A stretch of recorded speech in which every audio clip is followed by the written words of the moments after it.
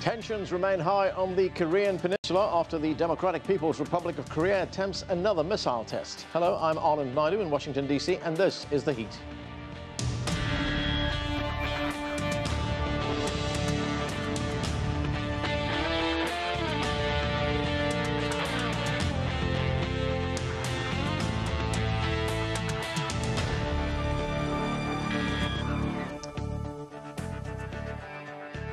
The United States Vice President Mike Pence warned Pyongyang not to test the strength and resolve of America's military. Pence delivered that message from Seoul during the first leg of his Asia tour to assure allies of U.S. support in the region. The DPRK attempted and failed the missile test on Sunday during weekend celebrations for the country's late founder, Kim Il-sung. But it did not conduct a sixth nuclear test, as some were predicting. We begin our coverage with CGTN's John Terrett. He joins us from New York. And John, the world is firmly focused on Pyongyang right now, but we've known about these missile tests and these nuclear tests for some time. So why now are they focused so firmly on this country? Well, Anand, hello from New York, and you're absolutely right. I mean, the DPRK, it's a tactic that they've been using for many, many years. And I think the last time that they really ratcheted up the ante was back in 2013 with nuclear tests and missile tests and that sort of thing. So we know that they do it, and they do it to be provocative, to get notice, to win diplomatic concessions. And of course, seen from their perspective, they also, every time they launch one of these missiles, even if it fails like the one at the weekend did, they are just a step closer, a little bit closer to their stated aim, which is to be an independent nuclear nation. Now, the latest news that we have about what's going on in the world is that there could be a missile test a week now, according to a spokesperson in North Korea speaking to an international broadcaster earlier today. And here in America, the Fox News channel reporting that a U.S. missile system is now on its way to South Korea. So I suppose that is fresh news. But what is really news, and what is really keeping the world on its toes at the moment, is that in the White House is President Trump. And in his own way, Anand, he is unpredictable, like the North Korean leader Kim Jong-un. And this is the thing that everybody is concerned about. Within the last week, we've seen President Trump launch 60 actually, cruise missiles at that Syria base, allegedly responsible for the chemical attack in Idlib province, and he dropped the mother of all bombs on ISIS in Afghanistan. And the big question is, will he be provoked by the actions of the North Koreans? We just don't know, and that's what's making all of this just a little bit more anxiety-making than we've been used to in recent history. Anand? John, the U.S. Vice President Mike Pence visited the demilitarized zone. That's the area separating the north from the south. Let's take a listen to what he had to say. More than some quarter century ago that we first learned of the presence of nuclear weapons on the Korean Peninsula in the possession of North Korea. There was an agreed framework. There was a period of strategic patience. But the era of strategic patience is over. President Trump has made it clear that the patience of the United States and our allies in this region has run out, and we want to see change. So, John, what are the options on the table for the United States? Well, as you heard there, Pence is saying that the patience of the U.S. and its allies has run out. And he's also said within the past 24-hour news cycle to the North Koreans, don't test President Trump.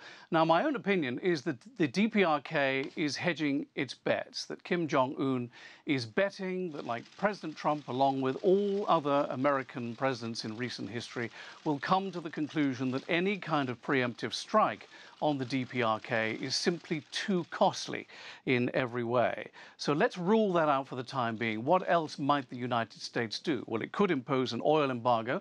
North Korea depends very heavily on oil, mostly flowing in from China. It uses coal to heat its buildings, but it uses the oil to run its military.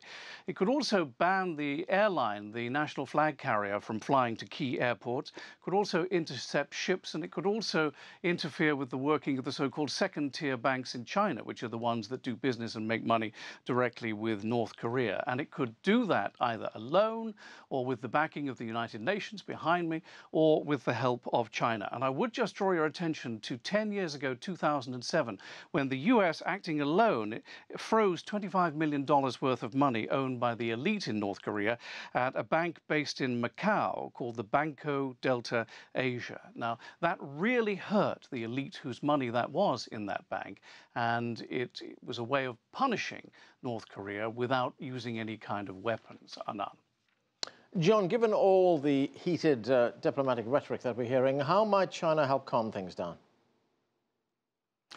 Well, I do think China is key. I mean, I really, really do. And even more so since we had the meeting at Mar-a-Lago a couple of weeks ago between President Xi and President Trump in Florida. I mean, it seems to me that China is siding with the United States now above the DPRK. Now, that's not to say that China doesn't support the DPRK. Of course it does. It's its main sponsor. And the thing that China does not want more than anything is for there to be any kind of conflagration on the Korean Peninsula, because that would almost certainly result in the South moving north, as it were. And at the moment, China is very keen to keep the buffer between the DMZ, South Korea, and its own border. So it wants Kim Jong-un and his government to stay in place. But it does not like the saber rattling that has been going on, the nuclear testing, the threats of more nuclear testing, the missile testing, that sort of thing.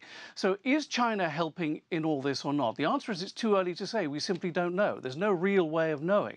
But I have identified 3 things which will help you. If you see China imposing any kind of restrictions on those 2-tier banks that I was talking about, then China will be helping the United States. If you see China suddenly coming up with a need to repair that long oil pipeline that goes into North Korea, maybe for 3 months or 6 months, which will crimp the amount of oil going into the country, then China's helping. And of course, if China helps with other international entities to interrupt North Korean shipping in the waters off the peninsula, then China certainly will be helping. I also think China is the best chance for dialogue with Pyongyang, although it's worth pointing out, Anand, that at the moment, Kim Jong-un doesn't talk to anybody, and I don't think he's even picking up the telephone to Beijing. Anand? Thanks, John. That's CGTN's John Terrett reporting from New York. Well, let's get to our panel right now. Joining us from Beijing is Qinduo Xu. He's a political analyst with China Radio International. Here with us in our Washington, D.C. studio is Yonho Kim. He's a senior researcher of the U.S. Korea Institute at Johns Hopkins University. Also with us is Douglas Paal. He's the vice president for studies at the Carnegie Endowment for International Peace. And Guan is the chief political correspondent with CGTN America's Mandarin service. Thank you to all of you for joining us. Yonho Kim, let me start with you. Well, as we've heard, tensions are rising. We have Vice President Mike Pence talk about all options being on the table. The DPRK, the deputy vice, at least the deputy foreign minister there, saying that his country is on maximum alert for a U.S. attack. Are we close to a war here?